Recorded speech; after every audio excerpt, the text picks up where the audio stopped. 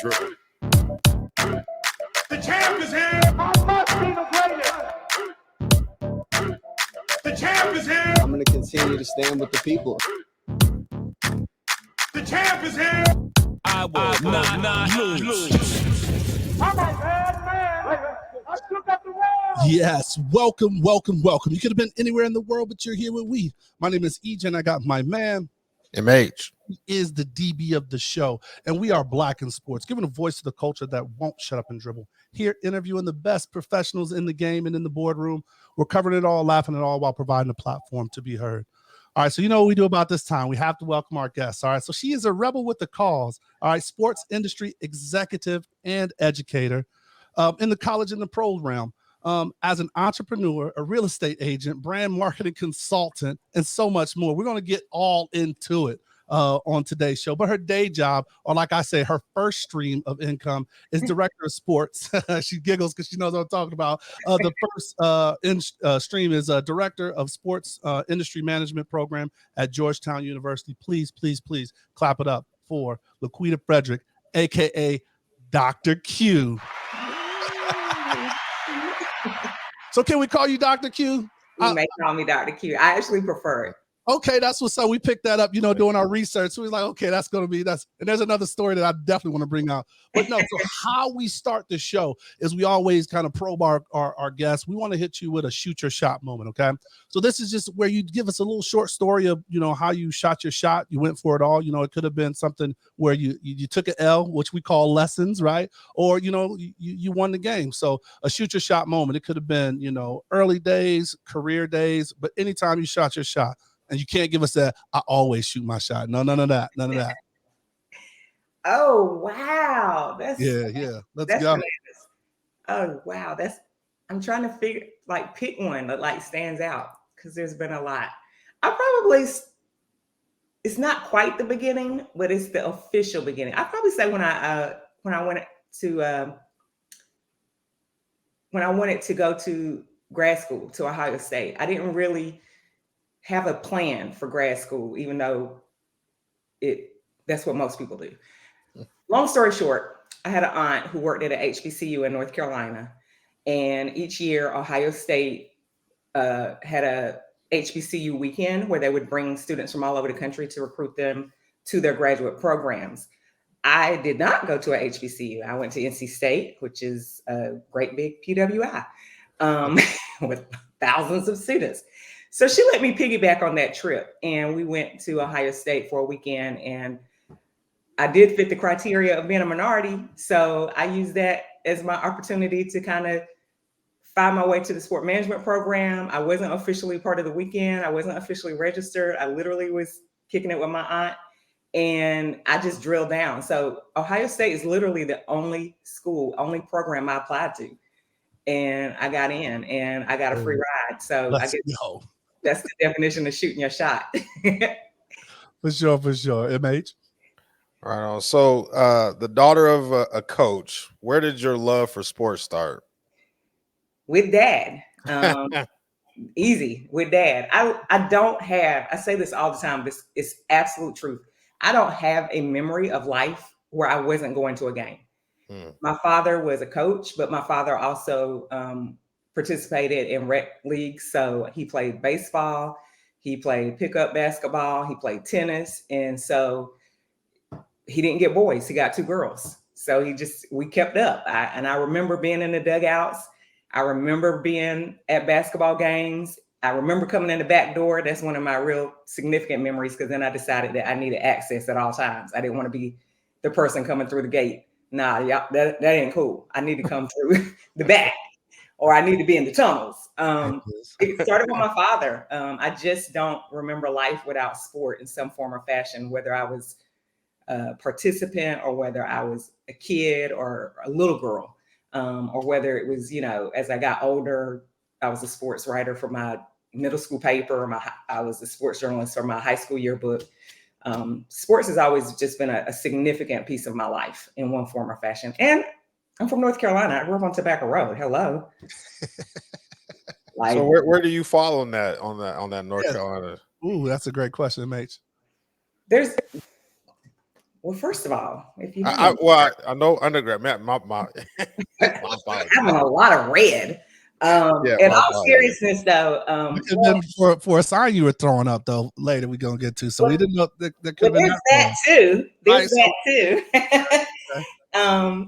But in all seriousness, because I grew up the daughter of a coach, number one, and number two, because I grew up in North Carolina, I grew up a fan of the ACC.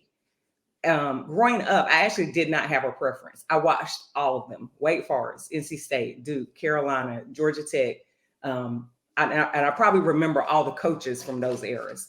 And so I didn't have a favorite. And then when I got ready to prepare for college, I actually looked at Carolina and NC State. I actually got into Carolina and NC State. And I went to programming at both that was to recruit minority students. And I probably shouldn't say this, but it's facts. Carolina students were just a little snobby. And NC State they were real chill. And I was like, I got to go up here with the chill folks. Both of them are great schools, so I'm fair about that. But it just literally came down to personal preference. There it is. So at that point, it's anybody but Carolina and anybody but Duke. So once I became full-fledged Wolfpack, I can't. I'm not cheering for them. No, I feel it. So you have a wide range of just different sports in that experience. Baseball, you mentioned the football, basketball. Was there a sport in particular that you gravitated to early on? Yeah, basketball. I love basketball. I still love basketball out of all the sports. My father was a basketball and a tennis coach, and he did participate in different sports, but basketball, absolutely. I was a basketball fanatic. I still am. At NC State, I don't think they do this anymore, but back in the day, I know Duke still does. We had a camp out system a lot like Krzyzewskiville. Mm-hmm. And so I literally camped out for tickets when I was at NC State. That's an experience, though, right? That's you hear. Oh about yeah, it's an experience. I don't regret doing it. I would never do it again. And you clearly have to be a teenager who's insane to sleep out in the cold overnight on the ground for tickets. But long story short, basketball. I still love basketball, whether it's college basketball, NBA. My first love is basketball. Everything else falls after that. Football is probably number two, though. There it is. So you insist competitive? You know, did you guys play against each other? Did she not fall on the sports spectrum, or how'd that run? That's a very good question. My sister is a huge sports fan, but she hated participation.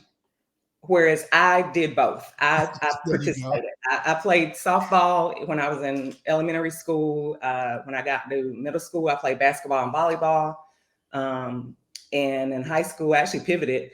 I liked basketball, but all my friends were cheerleaders. So I decided I needed to be a cheerleader because they got to hang out in between breaks, and the basketball team had to go in the locker room. So I literally did all the things. My sister loves sports. Like, she's a maniac as a fan, but she hated participating. She don't like physical activity to this day.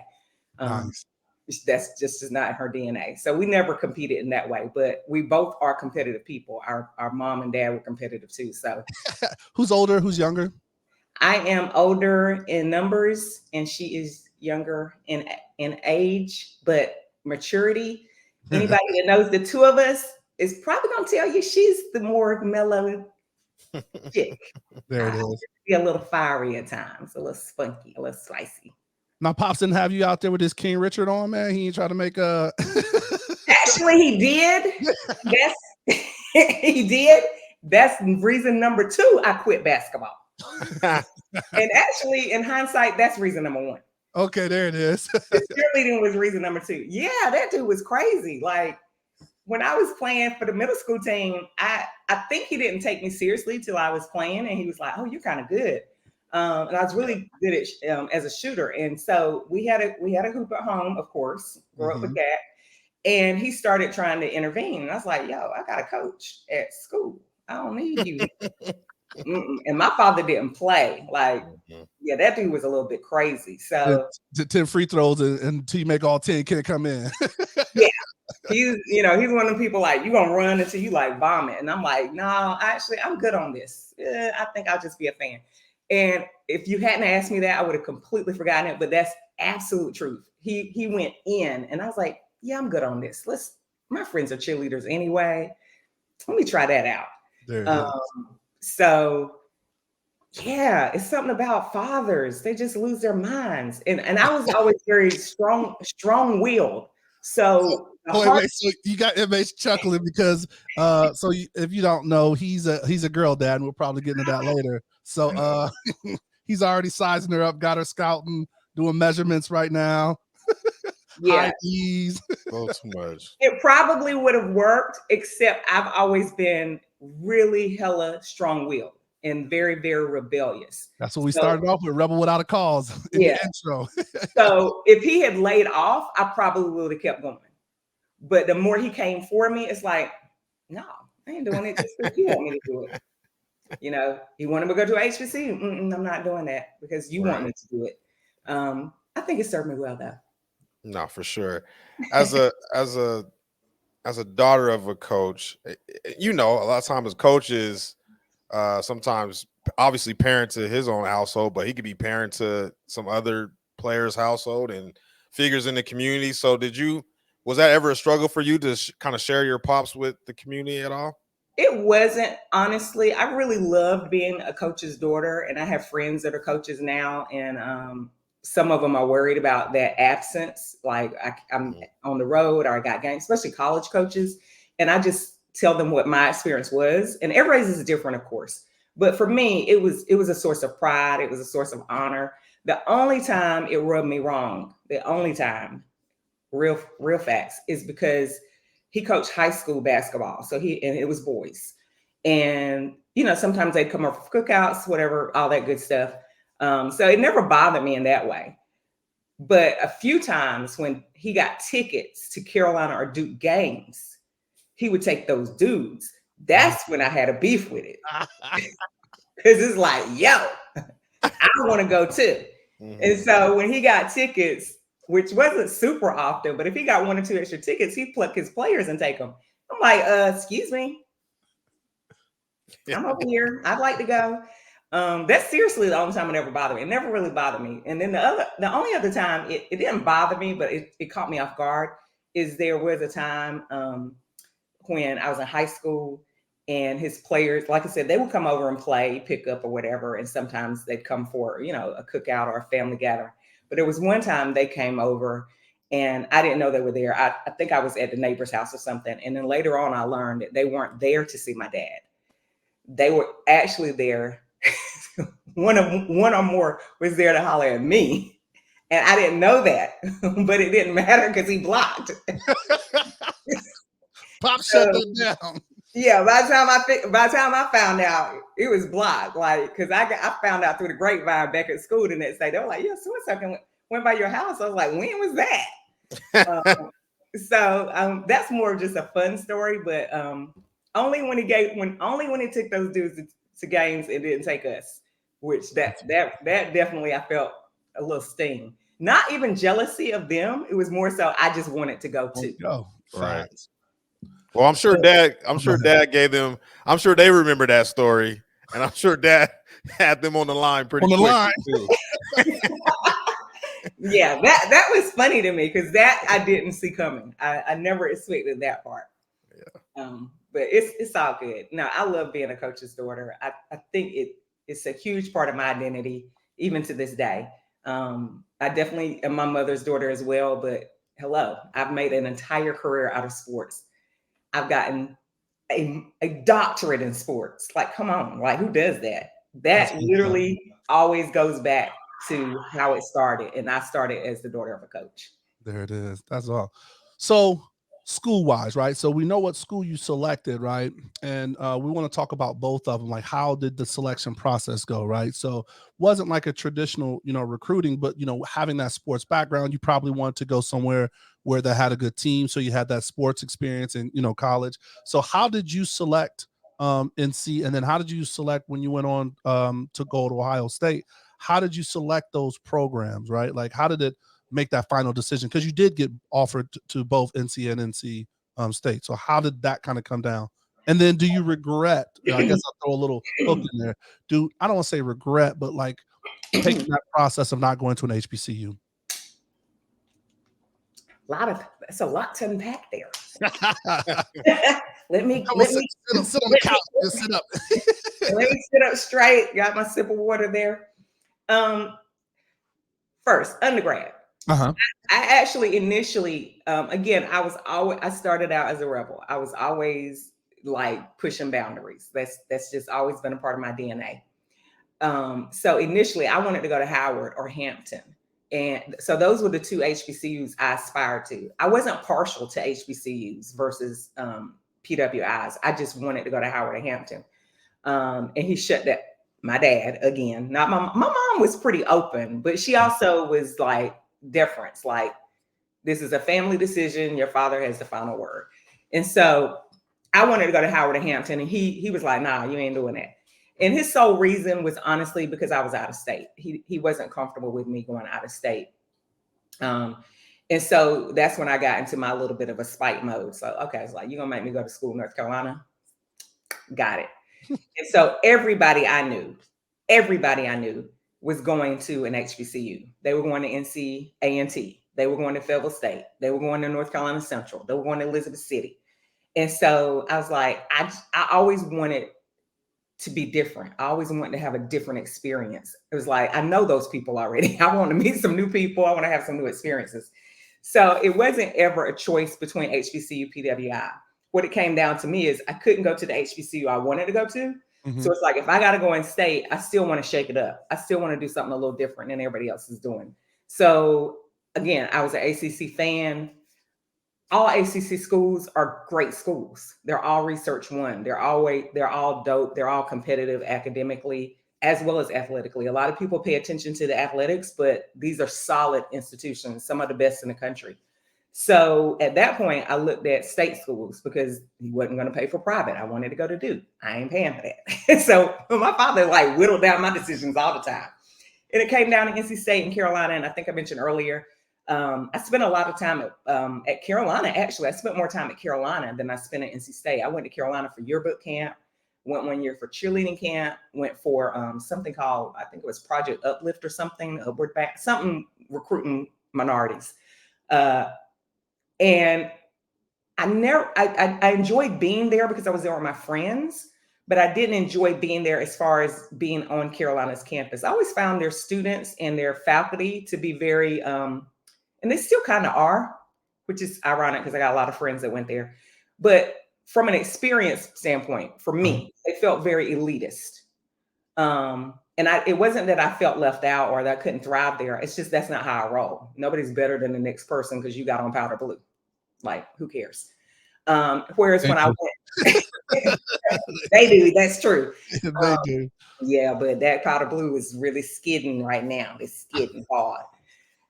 We'll talk about that later. But for sure. So that was kind of part of the whole. I had better visits to NC State. When I went to NC State to check it out as a school, I just had a better experience as someone who's auditioning. So I could split the difference. I could have gone to either one. I would have been fine, but it really just came down to I enjoyed the culture and the campus of one more than the other. Got you. Now, did you cross undergrad or grad? I did grad, mainly because the chapter was down when I was an undergrad. Wow. Okay. Okay. So get us into the grad. So how was Ohio State the decision? So that's a really kind of move, right? Going from south to north or Midwest, however you want to. Yeah. Big move. Big shock to the system, but zero regrets. Again, that was another life-changing experience. Well, I told you how I got to visit, which was kind of piggybacking my aunt's trip. But even before that, part of the reason I wanted to piggyback her trip is one of my mentors at NC State. His name is Dr. Joe Brown. He's not there anymore, but he worked in the athletics department at NC State.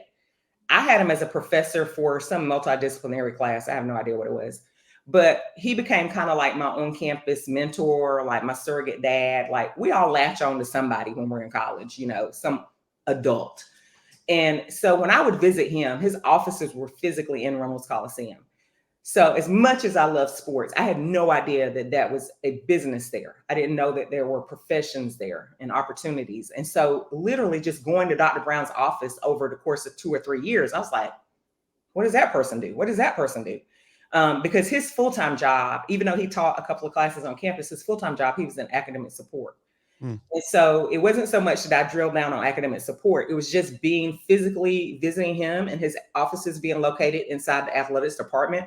I started seeing sports information. I saw the business office. I was like, oh, wait a minute. There's a whole world back here. This is something I can get into. And the reason I say that was where the Ohio State started is because Dr. Brown got his doctorate at Ohio State. Gotcha. So he didn't try to sell me on Ohio State, but when I started that conversation around like, oh, I think I want to get into sports and such, he's the one that kind of opened that vision to Ohio State as a school. And then I got to piggyback on my aunt's trip, and that was kind of like, oh, bet I liked the visit. And yeah, the change was drastic, mainly the weather, which is ironic because I hate heat, but I hadn't felt that kind of cold. Like that's a different kind of cold. It's definitely. That's a way different type of cold. And I would call home and I was like, yeah, I'm pretty sure I'm going to die of frostbite any minute now. It was different cold. And then you're like trekking across a campus. It's not like you're in the building. And the wind's just busting you in the face as you're trying to go to your next spot. Like I was a student. Like I had to like schlep in the wind and the cold and the snow and the ice, and it was bitter. Oh my goodness, it was like nothing I ever felt. And my classmates teased me, particularly one who's still my good friend. He was from Chicago, and Gene was like having like the thinnest jacket and maybe a cap. Because that Chicago cold is different cold. Exactly. So a little Ohio cold to him was like Yeah, so he would crack on me all the time. I'm like, whatever, dude. That's hilarious. It's cold. Like just because you're not cold don't mean it's not cold. It's cold. There it is. But yeah, it was an adjustment. But lifelong friends in my classmates, it was a cohort, so it was only about 20 of us. So we're still friends to this day. They're more like family. We still stay in touch. Actually, I saw that guy Gene. I saw him at the Final Four because he's a scout now. So yeah, I have nothing but love for Ohio State. I had a very positive experience there. Well, there it goes. So I want to transition to in your career, right? So a lot of movements for your career, but just want to touch on a few, right? So I think I want to start with, before we get into the higher ed portion of it, right? So you had a great career. You know, we talked about it as far as collegiately and in the pros, you know, doing the marketing, right? So talking about like Atlanta Braves, Orlando Magic. I mean, you know, there's was it the Hawks too? I don't know. There's just so many teams that you were involved with. You even have to think about it, right? Yeah, I have to go it wasn't the Hawks, but they were affiliated with the Braves because that was during the time Ted Turner still owned all of them. Got you. Durham Bulls, Atlanta Braves, Orlando Magic, and there's a lot of like freelance stuff in there, or like just one-offs in there because I did some ESPN boxing matches, which I no longer watch boxing off of that alone.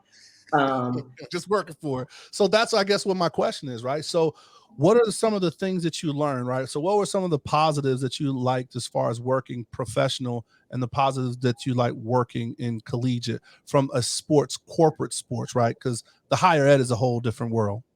Higher ed is a whole different world. And when we get to it, there's a story there because this was not at all part of the vision. It was not part of the vision. It was not part of the intention. It still isn't. Well, we can start there then. It's very serendipitous. But so what happened? Well, it's fair to start at the beginning because I don't think I'd be at Georgetown without my full body of work. I think the full body of work allowed me to ascend to a role like this. No, my full intention was to work in the business of sports, which is how I started. And my original intention was to work in professional sports, particularly the NBA. So that was my first opportunity out of grad school, was working for the Orlando Magic. And so in all honesty, I always tell people when they ask me about my career journey, I say it was 50% strategy and intention. And then it was 50% organic God got jokes. Like you make some plans and he's like, I got some different plans for you.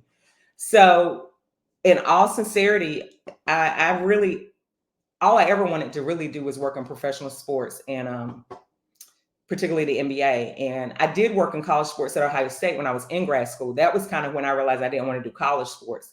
I like college sports, but working in college sports is like hella demanding. Like it's probably the most demanding out of any of it because you're not just doing one sport. You're doing multiple sports. The seasons overlap. They don't want to pay nobody for nothing. You're working a 9 to 5 day, then games and weekends. It's just really college sports is brutal.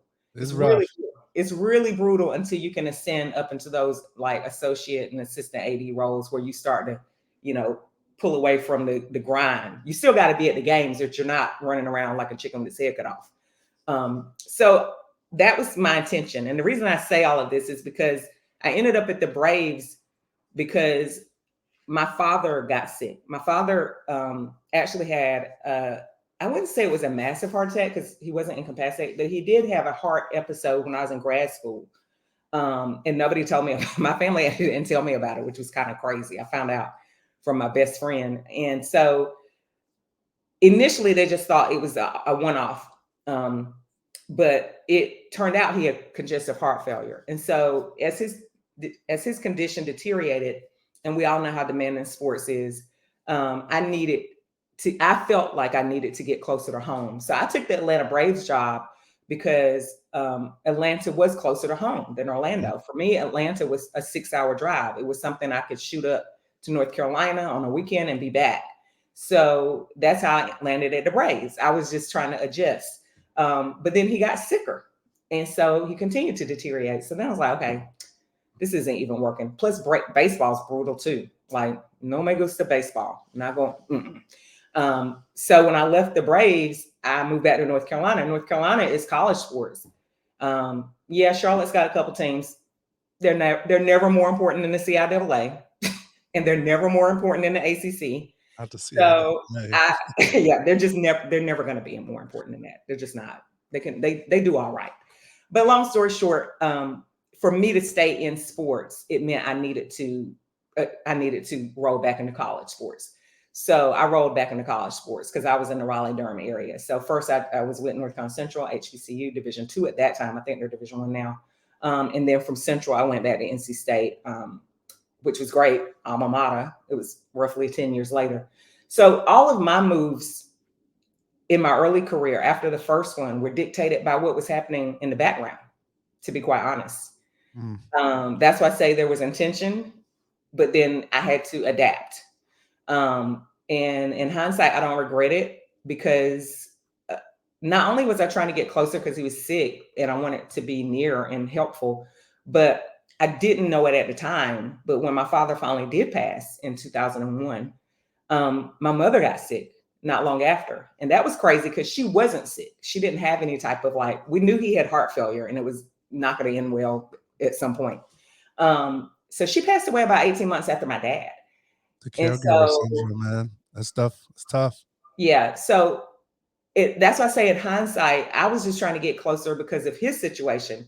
But now that, I couldn't have predicted I'd lose both parents before I turned 30 years old.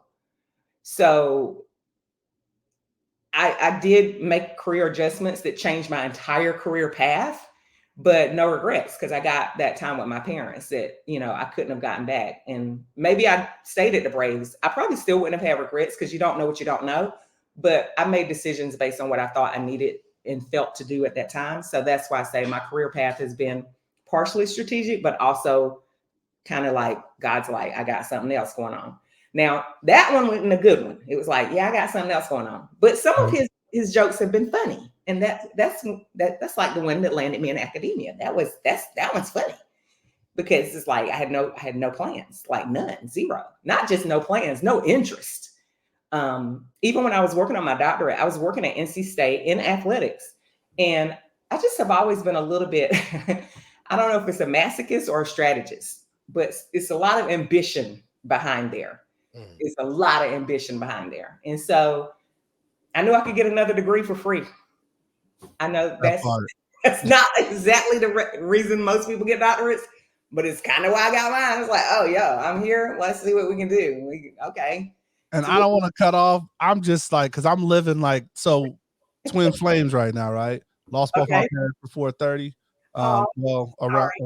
Dad before 30, mom close at 30. And then that life adjustment, right? Move back home to be closer to them, to help, whatever. Yeah, man. That's Yeah. and then went back and went to school, right? Yeah. Because to get closer to them, and I got a free education, got a free master's out of it. So no, See? twin planes. That's God got right, jokes. yeah. For sure. My Yeah. bad, MH. What you have, man? No, that was fine. But yeah, so I went to NC State. I started working on my doctorate, mainly because I could. But I also burned myself out doing all of that because I was working actively in the athletics department, games all the time, football, basketball, baseball, soccer, like you name it. So I started my doctorate while I was there. And yeah, I was just doing too much, advising Delta, the undergrad chat. Like I was just doing a lot. Doing a lot. So just very quickly, and then I give y'all back the mic. No. The reason I say I didn't intend to be an academic, I didn't. My intention, once I pivoted back to college sports, I kind of just was like, I owned it. I was like, okay, we're in this lane. Life is good. I was starting to get traction. I was in NCAA Leadership Institute. I was getting asked to speak at conferences. Like I was just like, cool. College sports. We're back. My intention was to become an AD. And a lot of people in college sports, particularly now, starting back then, but even more so now, a lot of people who are trying to ascend that college ladder do get doctorates now. Because at the end of the day, you're running an athletic department, but it's a significant piece of a higher education system.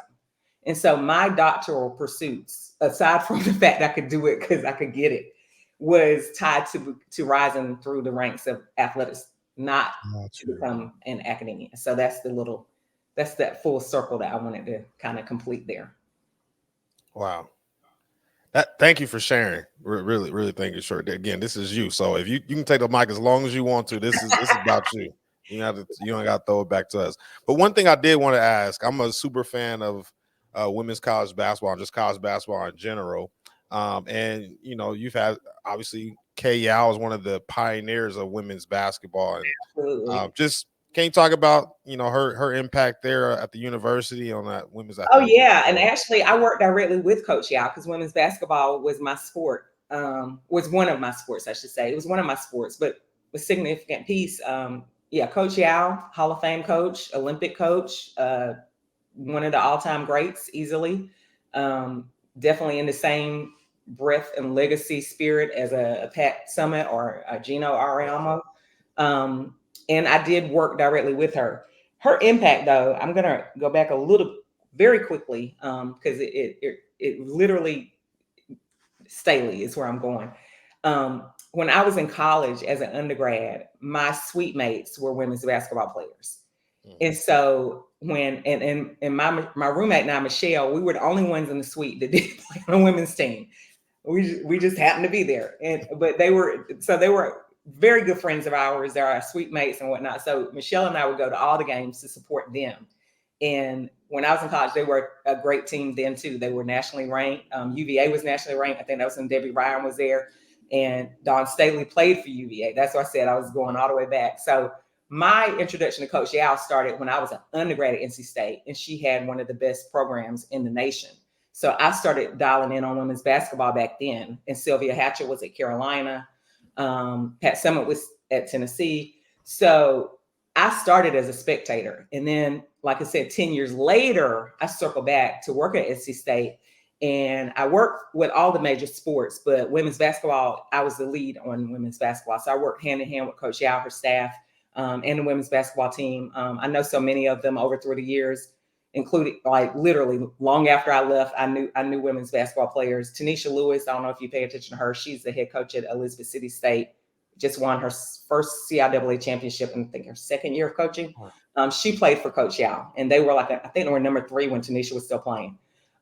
So that's my backstory with Coach Yao. But the impact, oh my God, it's just phenomenal. And so I know during the pre-show we were talking about what are my platforms, and one was cause marketing. One of the things I'm so proud of that I try not to brag about, but I'm proud of it, is that there's currently an initiative that sustains to this day that's known as Play for K. Mm-hmm. But Play for K started as an NC State thing. It was called Hoops for Hope. And so when her cancer came back, because she had been in remission, I think close to 20 years, she didn't want anyone to know, to be quite honest. And so internally within the athletics department, we were told to, keep it low. But reporters were starting to like figure it out. They were following her to her appointments at Rick's. It was just got really, classically out of control. And so she gathered us internally, those that were part of her team.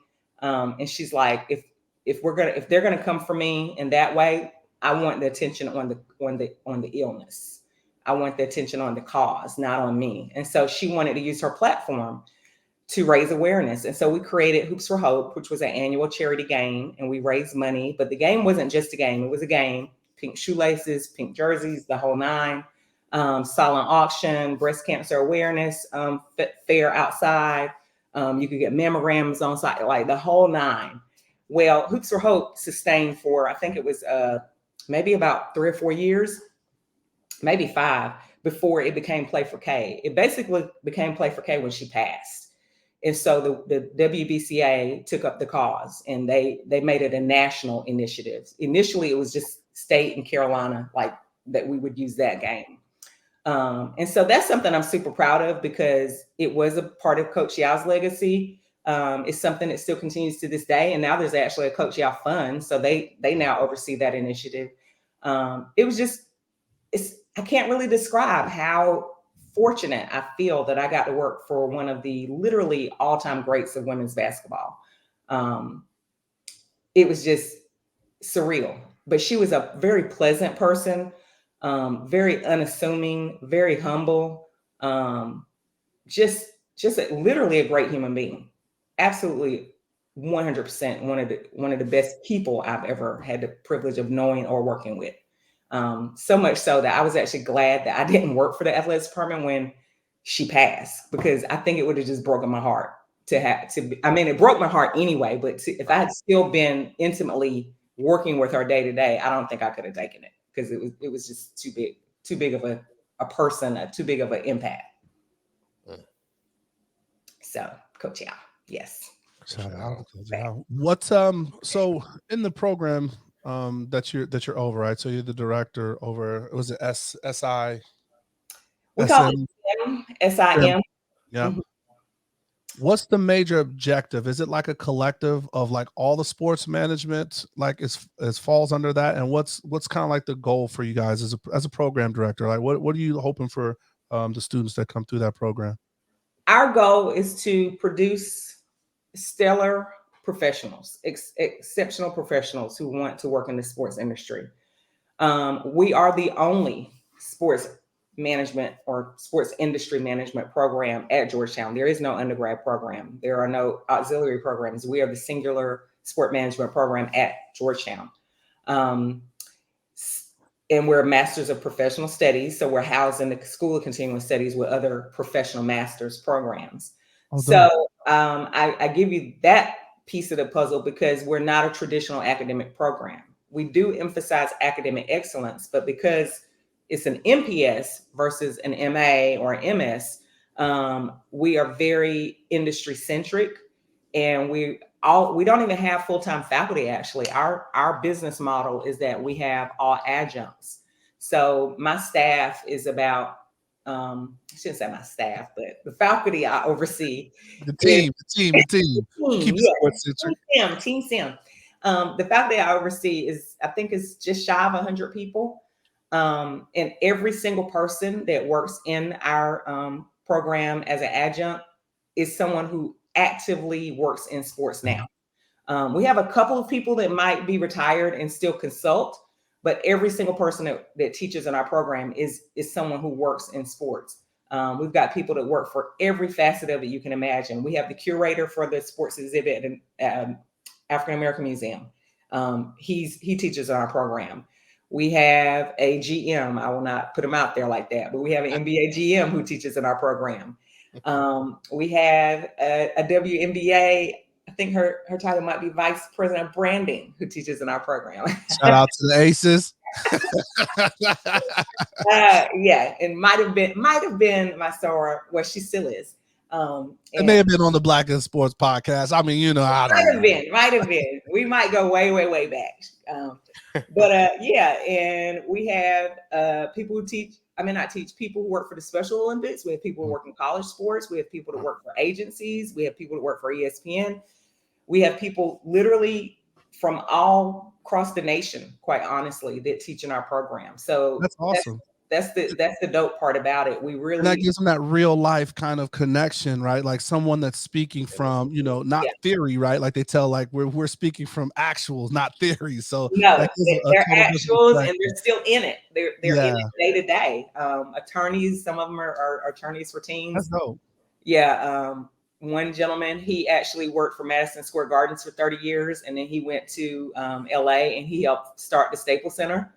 And then came back to DC and helped them start the ballpark for the Washington Nationals. Yeah, he's got some age on him, but he's still there. He's one of our best. So y'all got a scholarship. I may need to enroll, man. Y'all got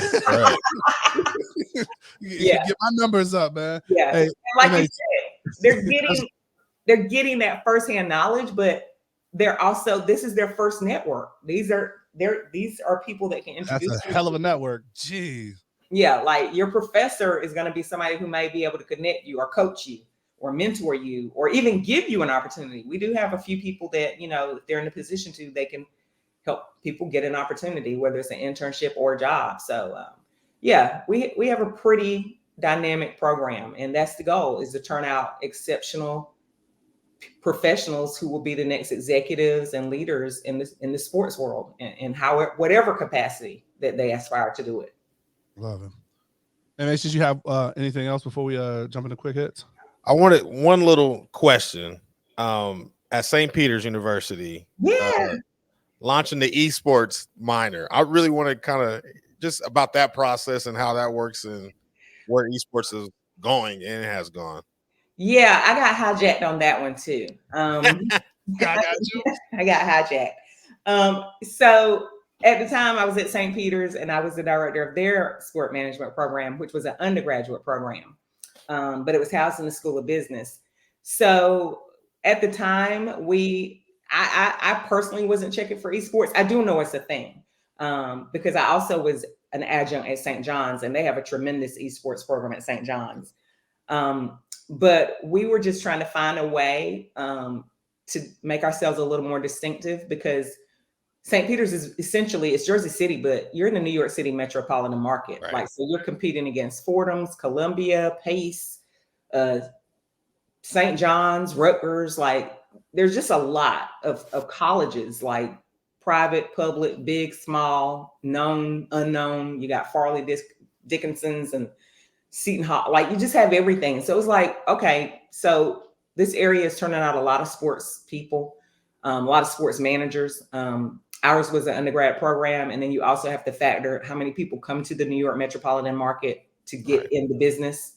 So it's like, how do we make ourselves distinctive? And so we had some people that, we had some consultants that were pitching us on esports. And then once we did the homework and we realized, oh, this is a thing. And if we jump on it now, we can be one of the first programs in the nation to have a dedicated specialty. There are some schools now that even have it as a dedicated major. It was really attractive to us. And St. Peter's had a esports team that was competing at the conference level. Like, the MAC conference had actually started fielding some esport teams. Nice. So that's why I say I got hijacked, because I can't own it and say it was my great idea. It was definitely a team effort, but I definitely could see what everybody was seeing, what the buzz was about. And so my main my main responsibility was to facilitate it, because I was the director of the program. So I oversaw more of the administrative process. And then we brought in specialists and consultants who knew more about the nuts and bolts of esports. So yeah, I got a little hijacked there. Like, kind of like when I said that I got into academia by accident. A lot of things that happen to me that are really dope happened by accident. And Georgetown's one of them too. That's by accident. Happy accident. I didn't get a job I wanted. That's how I got to Georgetown. I got you. I was trying to get a job at NYU in their graduate sport management program, so I wouldn't have to leave the New York area. And I got down to the finalist, and I didn't get it. I was one of 2 finalists. I didn't get it. I didn't know who the other person was, and I wrote, because as I said, I'm pretty spicy. I wrote NYU. I was like, okay, I didn't get a job. Do you mind telling me why? I always do that. Sometimes I get the answer, sometimes I don't. That particular time, they were like, no, you were great. You were excellent. Because I really felt like I had done well. I don't always feel like I had done well. That time, I was like, I rocked that. I was all out there. Like, I am it. Like, so when I didn't get it, I'm like, what's your problem? So, and they were like, well, simply put, you were excellent. It was really hard to license 2 candidates, but that person had more adjuncts. And so at St. Peter's, being a really small school, I'd only managed like 2 or 3 adjuncts. The other candidate had managed, I think they said upwards of 60 or something like that. Or no, NYU had 60 adjuncts. The other person had managed close to 100. And so what I didn't know was the other person was this gentleman named, Lord, how am I going to forget Daniel's name right when I was going to say it? Lord, I forgot the man's name. So the Georgetown director of sport management was the person who got the job. And at that time, I was a capstone advisor for Georgetown. And so I wasn't checking I still wasn't checking for Georgetown. I didn't get NYU, but I wasn't checking for Georgetown. And NYU was like, well, next time we have an opening, you really should apply again because we loved you. Everybody loved you. But instead, what happened is I did ultimately find out that Daniel got the job because what Daniel actually emailed everybody on the Georgetown staff, the advisors, and I wasn't an adjunct, but I was an advisor, to let us know that he was leaving. And he's like, yeah, I'm leaving. I'm going to NYU. I was like, he got my job. That dude got my job. And so I sent him a congrats. And I wasn't sending it to be shady. I was being honest. I was like, congrats. I was like, this might be the first time I ever lost a job to somebody I actually know. So, you know, that's kind of cool. If I got to lose it, I lost it to somebody I know. And it's a black guy. And so he was like, well, would you be open to Georgetown? I was like, what? It's Georgetown. Yeah. Like, sure. Right. So he put in a referral, and after about 6 months, I didn't hear anything. And I was like, yeah, they don't care what Daniel thinks. Like, because I didn't hear anything.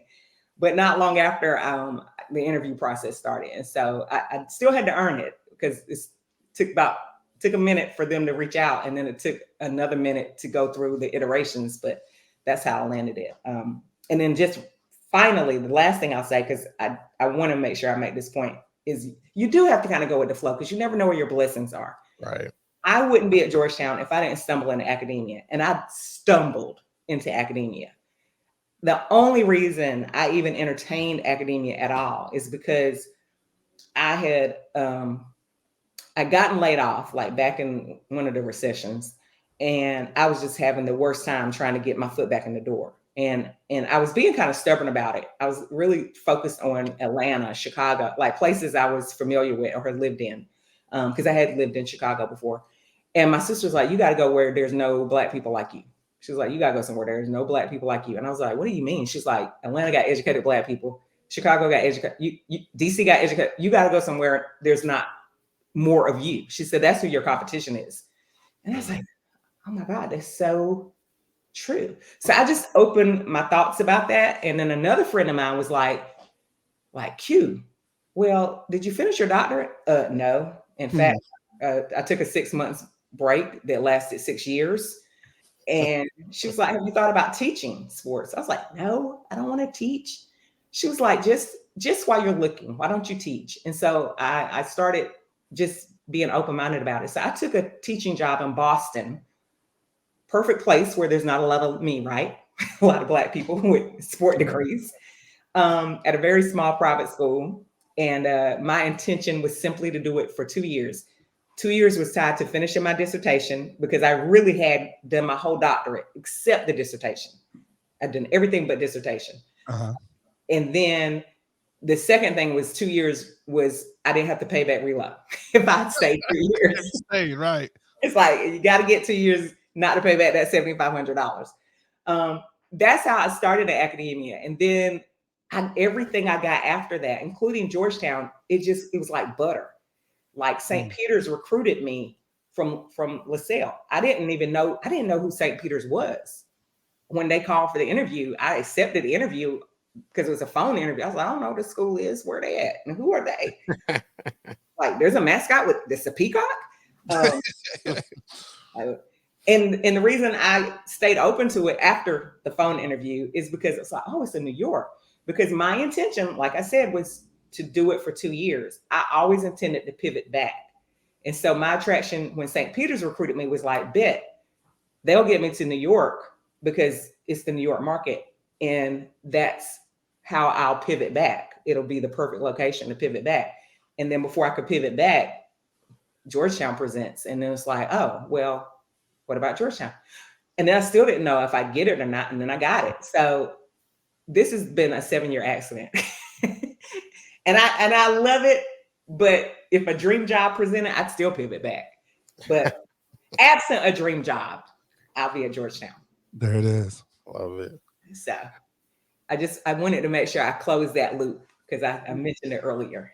Got it. And speaking of loops, I got a couple of quick hit questions for you. Just another some random get to know you questions for our audience. But as I enter into this, I'm gonna ask this question this way: what would be your Final Four kind of schools? If you were to have a Final Four of schools, however you want to pick it, what would be your Final Four? If you were doing a March Madness brackets, who would be your Final Four of schools that you have had experience with? Of the schools I've had experience with, like I've worked for? Worked for, yep. Because I feel like out of the perfect brackets, I'm sure you have one because you have a lot of experience with a lot of different schools at different levels as well. So who's in your Final Four of schools? Wow. Well, that's kind of hard because honestly, the only one I would pick would be NC State. Okay. Who's matching up with them? Huh? Who's matching up with them in the semifinals there? Honestly, so I'm gonna cheat. You didn't ask me this, but I'm taking liberty. I'm taking liberty. You're doing the NIT bracket now. Making a decision.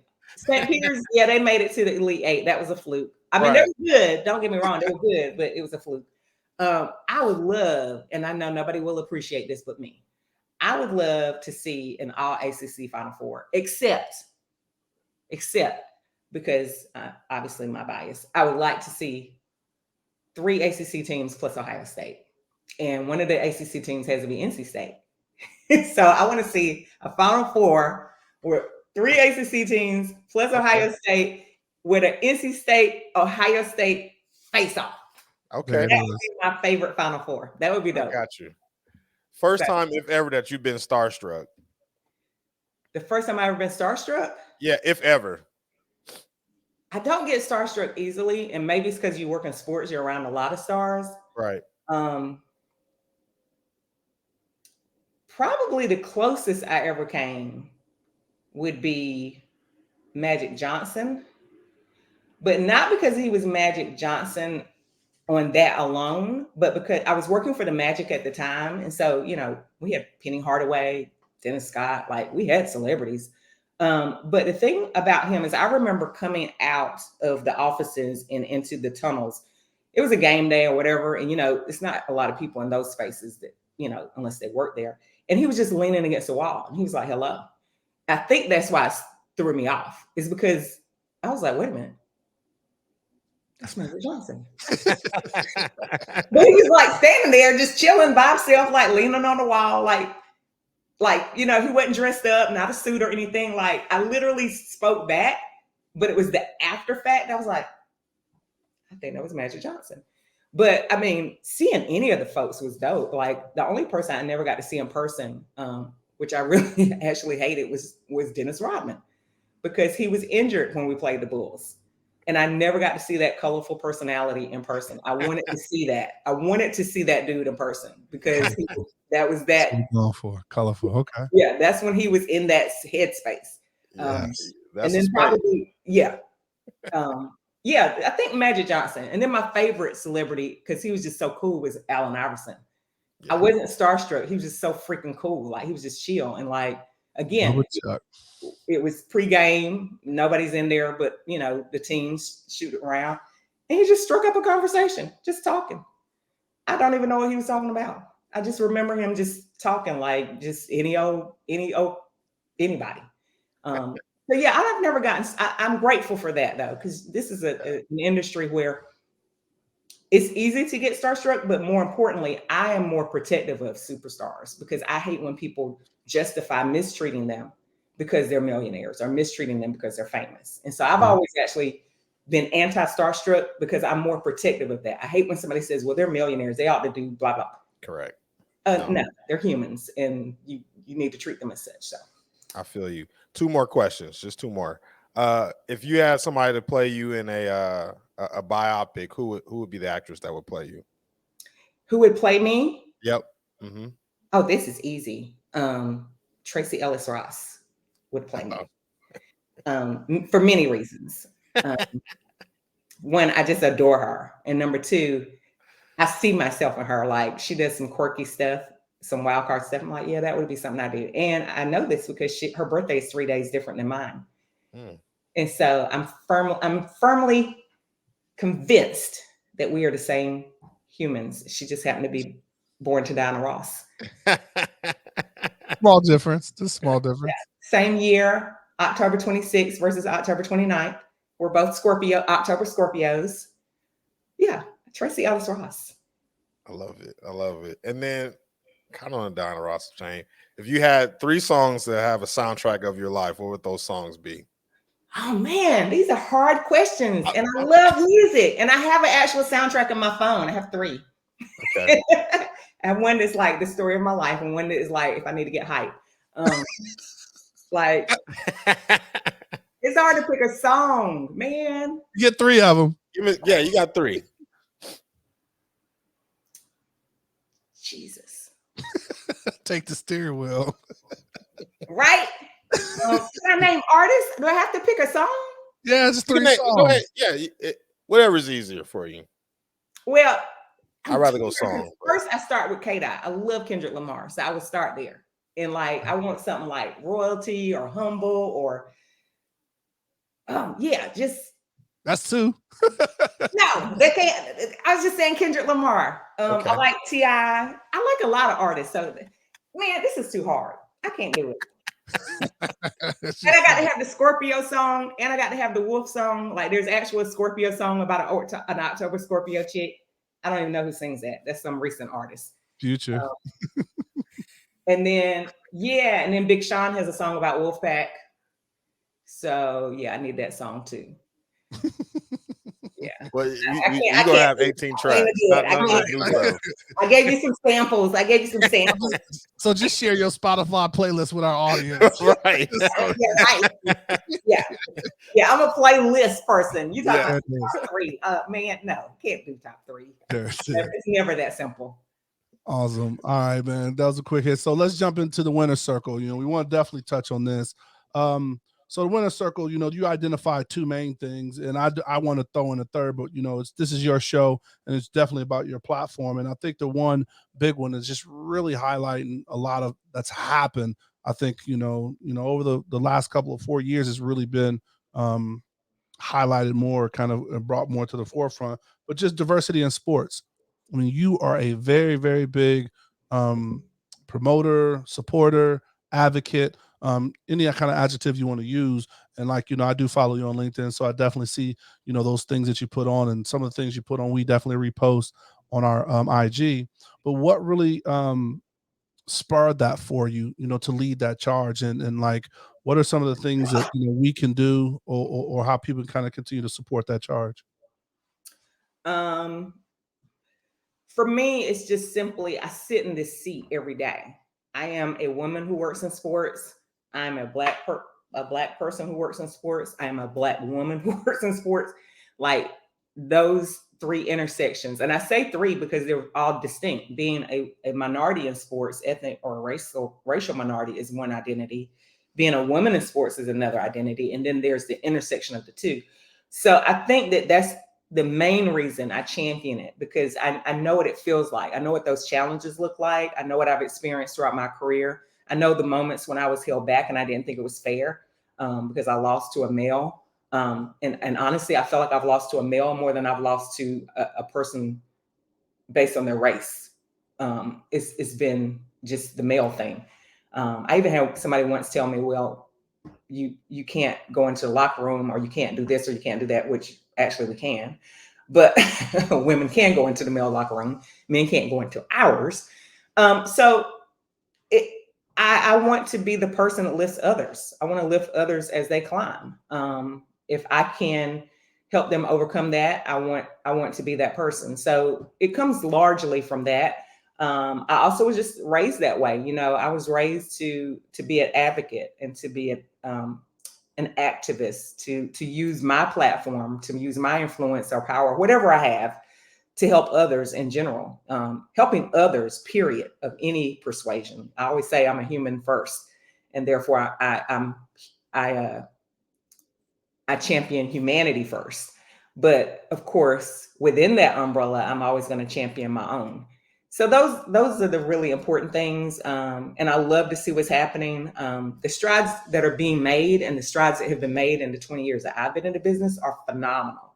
I even had a student do a capstone project about the WNBA, and he was critiquing it about what all it hadn't done. And I was like, dude, go in, but be reasonable, because I worked the first ever WNBA draft camp. Trust. A lot has happened in 25 years. A lot. So, you know, is there more work to be done? Absolutely. So however I can use my platform here at Georgetown, I use it to hire when I have hiring opportunities. I'm always going to hire somebody of experience. I'm never going to not hire somebody who's qualified, but I'm going to be the person that finds the people that they say they can't find. You can't find We can't find that person. Oh, well, I know some ADs. I know some VPs. And so I use my current role to hire as many minorities, whether it's women of any persuasion or Black and brown, that are bringing the heat. I'm going to do that. And I'm going to look out for my students. I go hard for my students, and I go harder for the Black and the brown. One of my students that I'm super proud of, she still considers me her mentor, is a young lady named Milan Bolden Morris. And last year she made history when she became the first Black woman to be a coach. She's a grad assistant, but also assistant quarterbacks coach for Michigan. So the first Black woman to do that ever for a Power 5 program. And only the second woman to be a coach for a Power 5 program in 35 years. So when she called though, you know, not when she called, but when she calls, you know, sometimes we might be talking through what those challenges look like, because when you're trailblazer, and I literally told this to Milan, when you're trailblazer, you got to break out those two words. If you're blazing a trail, there's heat. And so you might be making a difference and you might be blazing a trail for others, but you're going to feel the heat of that process. And so it takes a special person to blaze a trail for yourself and for others, but trust, it's worth it if you can do it. So wow. Yeah, man, that's deep. One thing about using your platform that I want to touch on, the MVP Collective. Can you talk a little bit about that? Yes, I was a little hesitant to share it because it's still in the I'm in the lab, as I like to call it. But it is something I'm looking forward to launching this year, and my executive coach has been pressing me to launch it sooner rather than later. It's basically a project that just kind of organically came to fruition from a couple of things. I have a number of peers, whether they're coaches or executives in the sports profession, that reach out to me about their leadership or their philosophies or their personal brands and things of that. You know, how do they show up? How do they package themselves for that next level? And then I also obviously get a lot of requests from students to do the same thing. And so over time, I found myself saying or giving the same type of feedback loop. And I was like, oh, I need to package this. So my vision for the MVP Collective is actually to be threefold. I already do speaking engagements, but to drill down and focus on certain topics within speaking. about the sports business, particularly how do you accelerate yourself in the sports business. I also plan to do consulting, which is working with individuals and or organizations to develop people so that they can climb to the upper echelons of the sports industry, whether it's the coaching side or the executive side. And the third piece of it is to write a book in that spirit. And so I call it the collective because it represents one concept, but multiple ways that I plan to introduce it into the market. So, and those are the three main things. I have a few other things that will follow, but those are the three big pieces. And I want to do that not just here in the States, but globally. Last year, I had an opportunity to teach in Spain for a week, and I was invited back to do that again this year. And I was invited to speak at a conference in France, and I was invited back. So I want to be able to take basically the arc of my career and all that I've learned, and I want to be able to share that with people and then they be able, either people and or organizations be able to use that to accelerate and grow and develop, excellence in the industry. now, is this something that you do with your sister as far as, because I know you've done consulting, have you guys had some consulting work you've done in the past throughout your dynamic career? Yes, this particular thing, no. Yes, she and I, we have a joint venture, the Frederick firm, we have done consulting with that joint effort because she works for Cisco. I don't even know if I'm supposed to tell who she works for, but whatever. She works in technology. So our backgrounds are so vastly different, but where we are intersected is leadership, executive, coaching kind of, yeah. And so development streams, right? Exactly. So we've worked with universities, we work with corporations, we work with big universities, small universities. Is this what we work with cosmetic brands? Yes, we have worked with a major cosmetic brand. We had a really nice contract with them, our biggest ever. Okay, and what was one of the results that we want to talk? Got to share that. I thought that was so dope. What Thrive Cosmetics? Yes, but you got your own little brand. Oh, I forgot about that. Yeah, so much. Oh, yeah. See, I'm a humble sir. I'm a humble soul. Yeah. So we work with Thrive Cosmetics, but they actually surprised us, or specifically me. My sister was in on it. We worked with them for about a year and a half, doing some diversity and leadership training. And it was a big project. It was corporate. So it was across the country, all of their employees, several hundred. But they surprised me at the end of the contract. I had no idea they were doing this. It had been queued for about 6 months. They name all of their products after women that they find inspirational, and from all facets of the world. Like it could be social activism, it could be corporate. And I had no idea, but they chose to name one of their products after me. And there is a caramel shimmer known as Dr. Q. And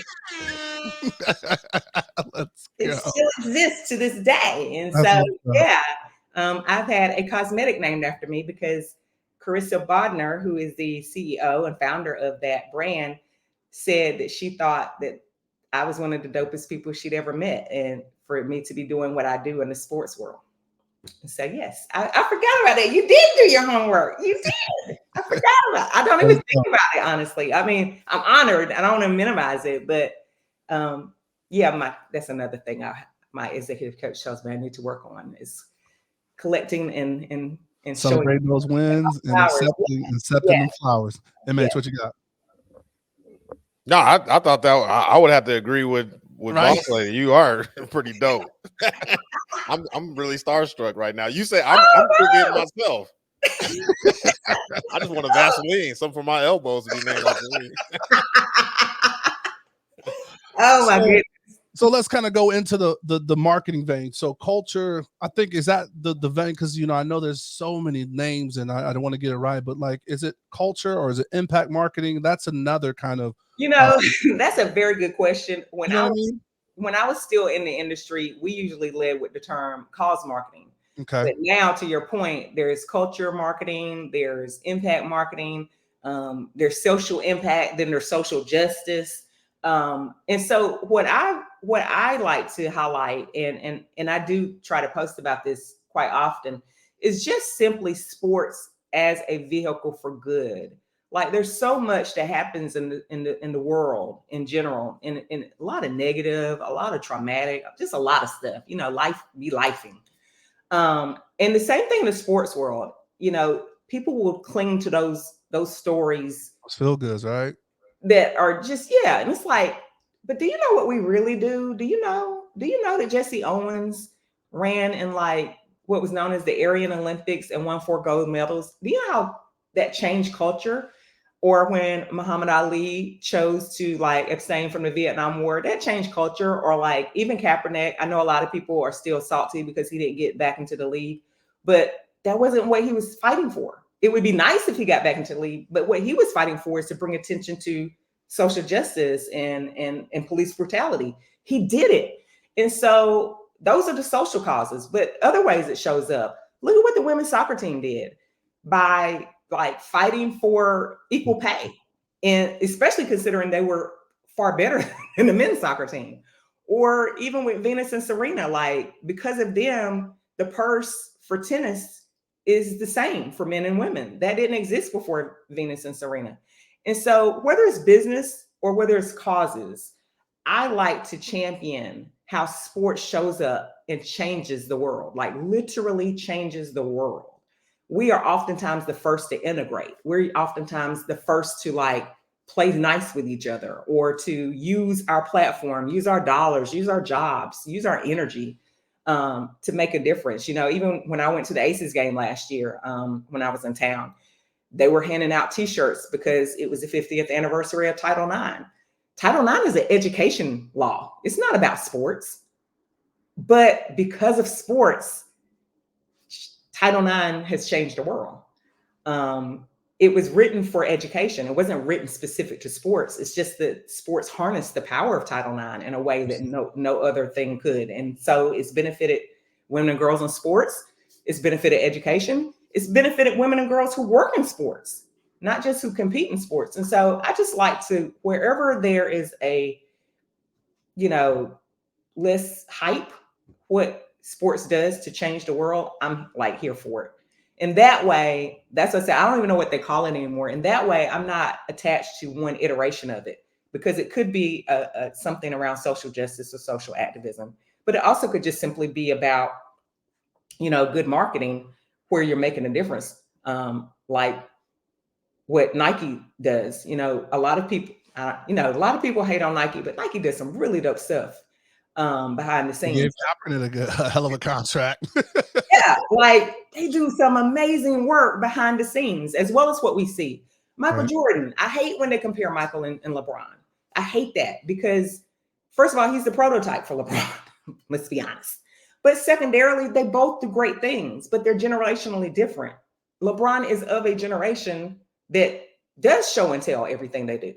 Michael is of a generation where I'm doing a lot of really wonderful things, but I don't need to brag about it. I don't need you to know what I'm doing. I don't need you to know that. And so, again, it's so many ways we can have an impact, including, sports intersection with entertainment, sports intersection with politics. Like I could go on and on, as you figured out by now. That's my second passion about the business. Diversity is my first, but my second is just, again, maybe it's a little bit more tied to what I said earlier, humanity. How do we change humanity, whether it's here in the States or globally? And diversity is almost one of those verticals, right? Like there can easily Absolutely. be, right? Like that's maybe one that you're highlighting more. And that diversity not only comes in race, it comes in so many other facets, right? For gender equity, pay equity, and things like that, but definitely there's a really big miss. And the reason why, we started Black in Sports, because that voice and that part of that was definitely missing from, diversity and inclusion kind of perspective. And these athletes of today are currently getting that, to where they're, getting more comfortable with their voice, but they're still feeling those Absolutely. pressures and stigmas and things like that. But I think you're feeling a vacuum too. Everything that you just said, I co-sign 100%. but you're also filling a vacuum. It's what I call the other stories. I like that athletes are feeling more confident to tell their stories, whether it's the Players Tribune, whether it's, the Shop or Uninterrupted or Anscape, which I don't like that name. They should have stuck with the Undefeated, but that's my opinion and nobody asked it. But what you've also done, which I think is the next frontier, which is here, but it's more work to be done, but you're doing a great job of it, is highlighting the business of sports. Because the reality is, when people want to fuss about what they see happening and they do or do not like, particularly if it's got anything to do with the game or the players, is if we don't have a seat at the table, we don't get to dictate the menu. And so you guys are highlighting those of us that have seats at the table and people who are building their table, or they're bringing their own chairs or they're knocking down doors.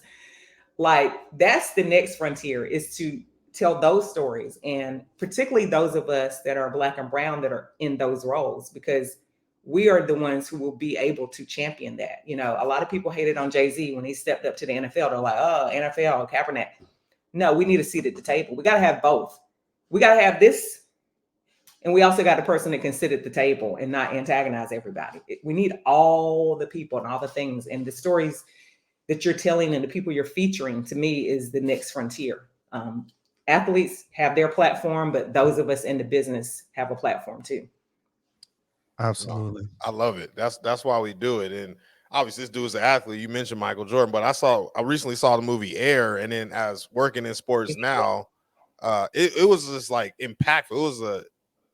It was a really impactful movie. When I was a kid, I just liked Michael Jordan for how everybody else liked Michael Jordan, but seeing the impact that he made as far as having a real piece of the pie when it comes to like his money and his brand and his likeness, and how his mom was involved in that whole piece of it, was huge. It was really impactful for me now as a adult in sports. I'm like, yeah, this is real big. So I agree wholeheartedly. I've not seen the movie yet. I've heard good things. I'm looking forward to seeing it. I don't even know why I haven't seen it yet. I need to see about that. But it's funny that you said that, because one more fun fact. So I'm not just from North Carolina, but Michael Jordan's father is actually buried about 4 miles from my high school, because his father is from the community where I went to high school, which is Teaching, North Carolina, in little tiny humble church.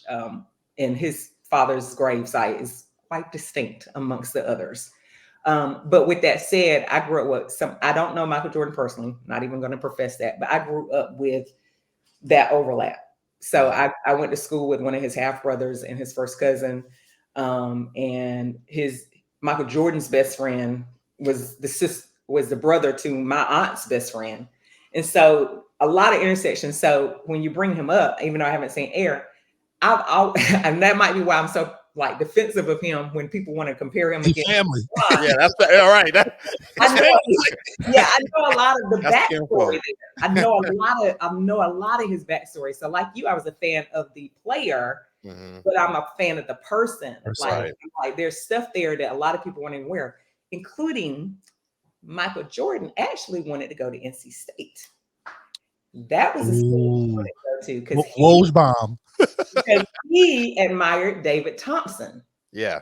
And David Thompson is who he asked to present his Hall of Fame when he was inducted. And so even that, like, he went to Carolina, no knock on that, but like there's so much there. And like you said, that's the distinction of Michael Jordan. It's not that he wasn't the first person to have a shoe. We got Dr. J. Right. Like, it's the way they did it that changed the landscape for everybody. And so what they're doing now, like anybody that says that Michael Jordan doesn't get props for that, nah, he gets props for that. He did it different. Nas says it in the song. Michael J gives just like LeBron, but it's a different era. So yes. Time. All right, so want to wrap it up here. This is the part we call the assist, right? So this is where you get to give a coaching gem. So daughter of a coach, I'm pretty sure you got coaching gems. As a teacher and a business coach, I'm pretty sure you have a lot of philosophies, but just one that you would leave our audience with, right? Like maybe just a little nugget, a quote, or words that you live by that you want to kind of leave our audience with. Ooh, I have a lot of them, but I'm a drill down. The first one that came to mind is I always say this, and I live by it. Always chess, never checkers. Yes, I love that one, by the way. Mine's Always, a little more what'd you say, Kristen? always chess, never checkers. Like Yes, you got, chestnut checker. yeah, you got to know what you're dealing with there. You want to be playing smarter. You want to have multiple moves. Yeah, just definitely that one. I said it earlier, lift as you climb. None of us get where we want to go without help. So never assume that you did it on your own, because you didn't. But also, once you get there, or even as you're on your way, pull somebody else along. Like, do what you can, whether it's writing a recommendation letter, whether it's giving some advice, whether it's making a connection so they can get an internship, or helping them get the interview for a job so they can leapfrog the 500 resumes that came in. Always look out for somebody else. So lift as you climb. What else would I say? Another one I say is, I tell my students a lot, is the sports business is competitive. It has always been competitive. It always will be.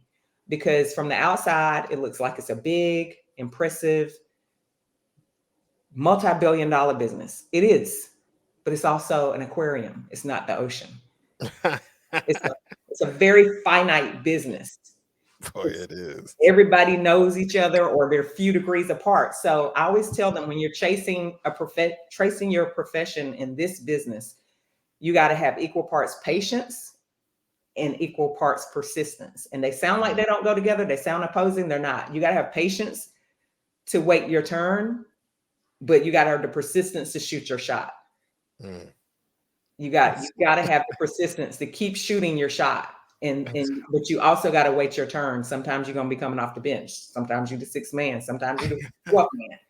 Like, those are probably like I said, I have a lot. I actually am somebody that has quotes everywhere. I'm that person on the refrigerator, on my computer, whatever. But those would probably be the ones that come to mind first. Chess, not checkers. Lift others as you climb, and have patience, but persist.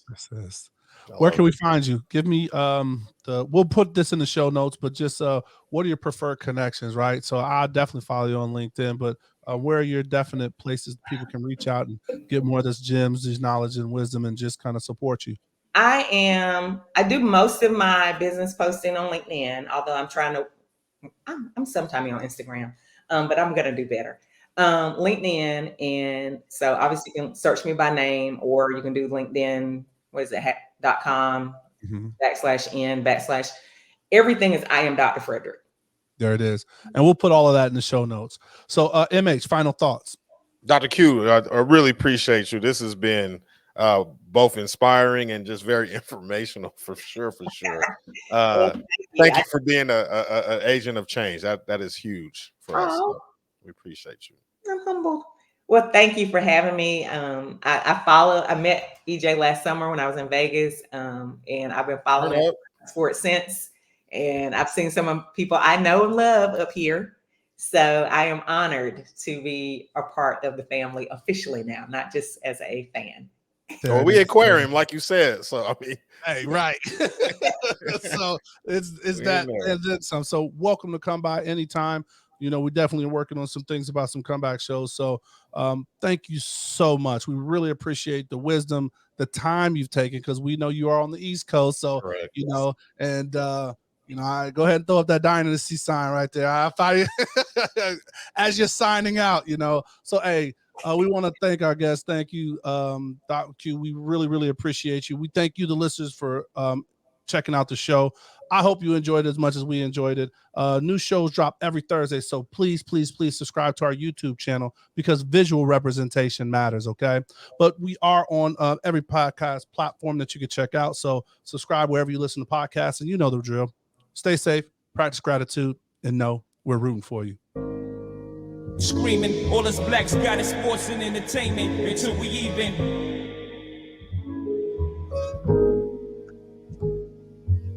Assuming I'm rooting for everybody that's black. Yeah. Yeah. Assuming I'm rooting for everybody that's black.